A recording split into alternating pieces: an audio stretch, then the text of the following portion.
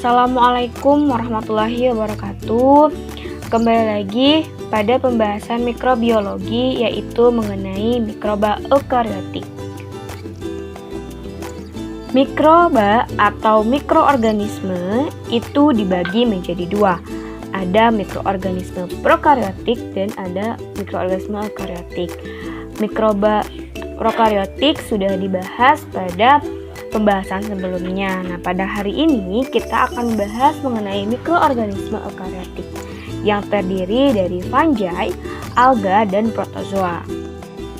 Sesuai dengan firman Allah dalam surat Al-Baqarah ayat 164 yang berbunyi, "Sesungguhnya dalam penciptaan langit dan bumi, silih bergantinya malam dan siang, bahtera yang berlayar di laut membawa apa yang berguna bagi manusia.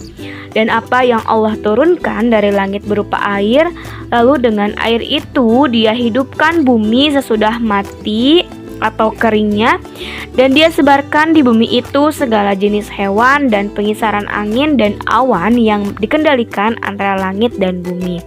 Sungguh terdapat tanda-tanda keesaan dan kebesaran Allah bagi kaum yang memikirkan."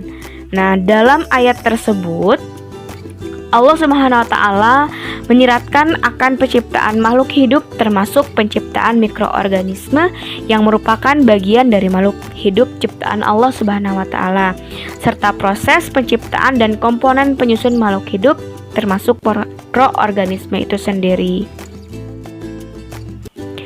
Nah, sekarang kita masuk pada pembahasan mikroba eukariotik. Mikroba eukariotik yaitu jasad yang perkembangan selnya telah sempurna. Nah, mikroba eukariotik ini memiliki sel yang mempunyai inti sejati yang diseluruti oleh membran inti. Inti sel mengandung bahan genetis berupa genom atau DNA.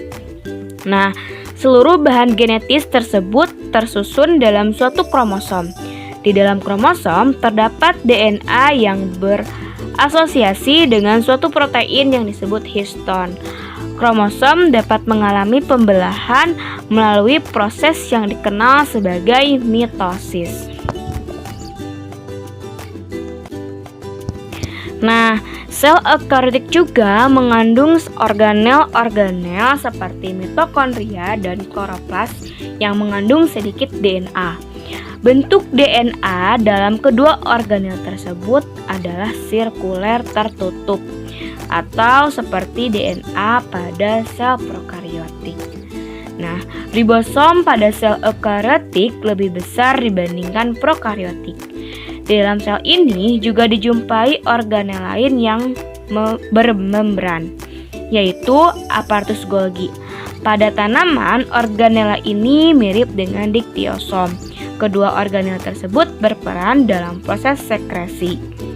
Nah, dapat kita lihat di sini ada gambar dari sel eukariotik.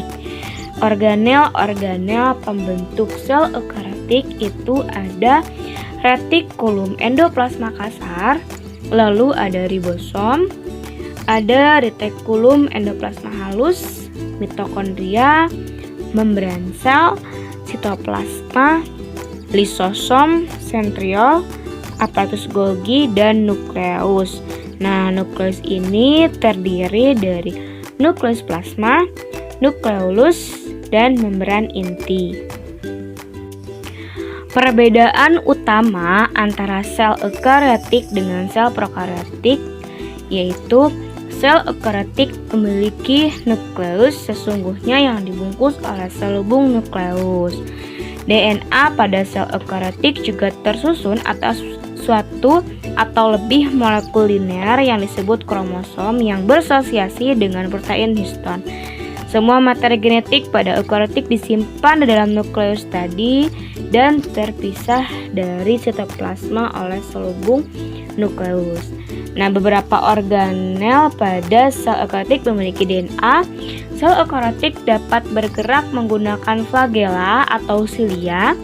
Flagela pada eukariotik lebih kompleks dibandingkan flagela pada sel eukariotik. Sekarang kita masuk pada contoh mikroba eukariotik.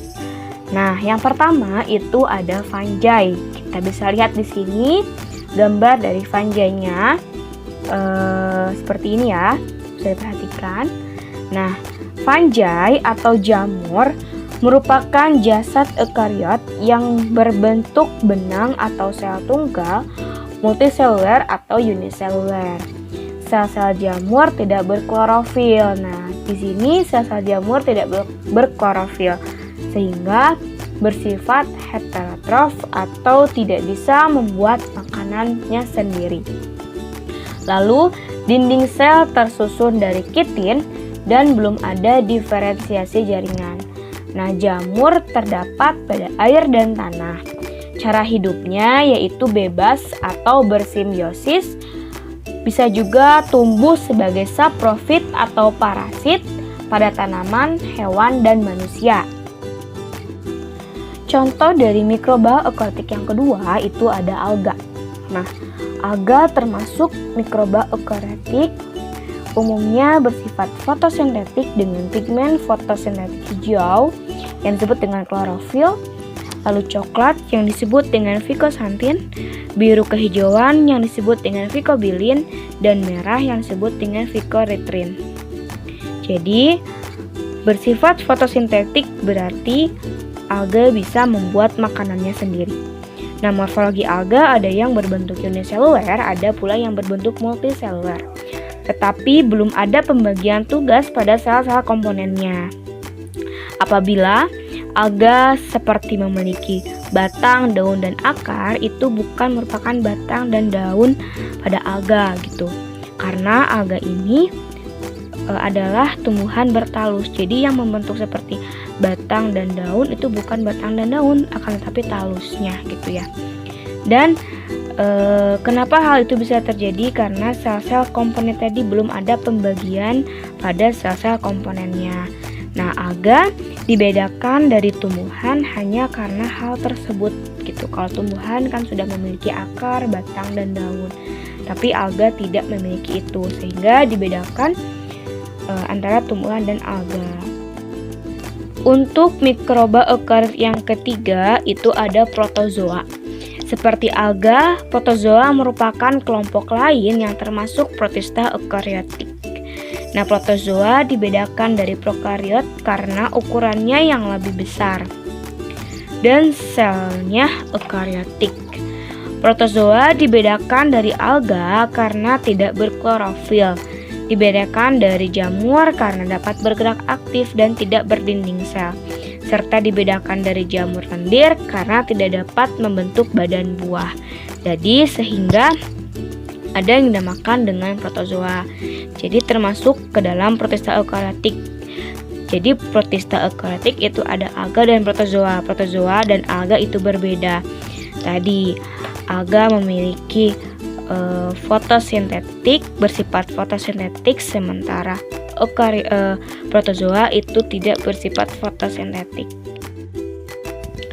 Yang selanjutnya di sini ada perbedaan dan persamaan dari mikroba yang termasuk eukariotik. Persamaannya yaitu merupakan organisme yang mempunyai membran inti sel namun tidak tergolong ke dalam kingdom Animalia dan Plantae. Karena ketiga jenis dari mikroba eukariotik itu sudah memiliki kingdomnya masing-masing. Lalu perbedaannya, yang pertama, jamur memiliki kingdom tersendiri yaitu fungi dan tidak memiliki klorofil, bersifat heterotrof. Bersifat heterotrof artinya jamur tidak bisa membuat makanannya sendiri gitu.